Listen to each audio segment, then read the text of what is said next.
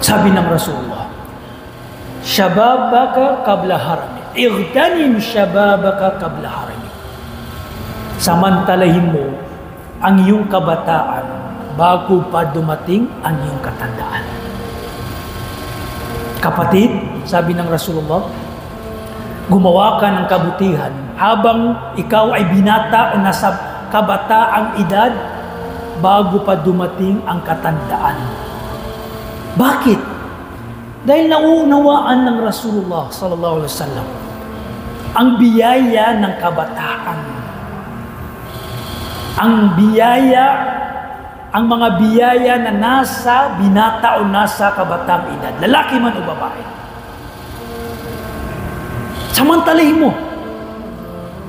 Dahil kapag tayo ay nasa kabataang edad, nandoon yung lakas. Lakas. Ito yung pinakauna.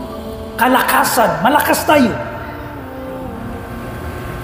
Yung mentality, pag-iisip, matalas na pag-iisip.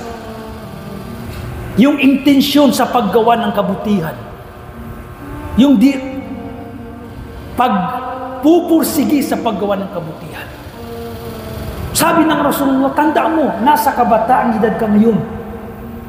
Samantalahin mo sa paggawa ng kabutihan. Dahil kapag umabot ka sa katandaan, ikaw ay magsisisi kung sinayang mo ang kabataan mo, hindi mo nagamit sa ikakalugod ni Allah subhanahu wa ta'ala. Dahil kapag tumanda ka na, hindi mo na nagagawa yung mga gawaing kayang gawin ng nasa binata o nasa kabataang edad.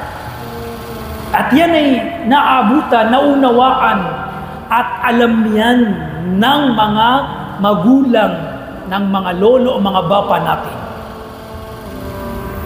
Ang kabataang edad, simula nang ikaw ay naging balig o naging 15 years old, hanggang sa hindi pa umaabot ang edad mo sa 40 years old. Ito yung stage, marhala syababiyya sa Islam.